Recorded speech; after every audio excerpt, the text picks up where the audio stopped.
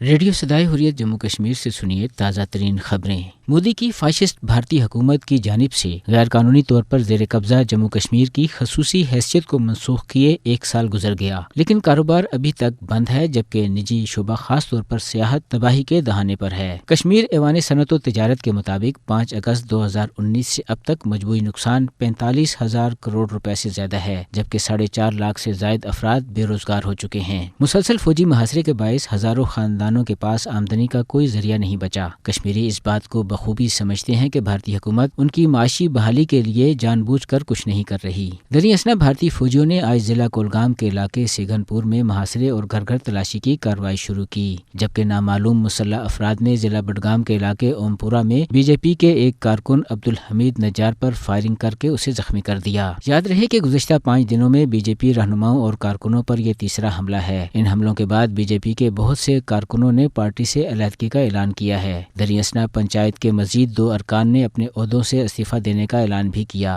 ان میں سے ایک کا تعلق سوپور سے اور دوسرے کا جنوبی کشمیر کے علاقے کوکرناگ سے ہے۔ تحریک وحدت اسلامی نے کشمیر کے بارے میں حکومت پاکستان کے حالیہ اقدامات کو سراہتے ہوئے کہا ہے کہ یہ اقدامات عالمی برادری کی توجہ تنازع کشمیر کی طرف مبذول کرانے کا باعث بنیں گے۔ کل جماعتی حریت کانفرنس نے سینئر حریت رہنما شیخ عبدالعزیز کو ان کے 12ویں یوم شہادت پر شاندار خراج عقیدت پیش کیا ہے۔ اس کے ساتھ ہی خبریں ختم ہوئیں۔ پاکستان نہ صرف مسئلہ کشمیر کے ایک ناقابل تردید فریق بلکہ اس تنازع کے اصل فریق اور ریاست جموں کشمیر کے مالک کشمیری عوام کا وکیل اور پشتیبان بھی ہے۔ یہ کرائے کا وکیل ہے، نہ 2 ممالک یا 2 اقوام کا معاملہ جنہیں حالات کسی خاص مدت کے لیے مشترکہ مفادات کے لیے ایک مقام پر لے آتے ہیں، اور حالات کے بدلاؤ کے ساتھ ہی ان کے مفادات اور تعلقات کے تعین کی سمتیں بھی بدل جاتی ہیں۔ بلکہ یہ کشمیر و پاکستان کے درمیان ایک ایسا رشتہ ہے جس کی اساس فطرت پر ہے، جس میں نظریہ پائبست ہے، جو جنموں پر محیط ہے، جو زمانوں اور ان کے اتار چڑھاؤ کا پابند نہیں ہے، جہاں انسانوں کے جذبات، احساسات، ترجیحات، عقیدات، تہذیب و تمدن اور روایات کے ساتھ ساتھ ان کی جغرافیائی جبلتوں کا دھارا بھی ایک ہی طرف ہے۔ پون صدی سے اس رشتے نے اپنی صداقت و حقانیت کا کون سا امتحان نہ دیا اور اس میں سرخ رو نہ ہوا ہو۔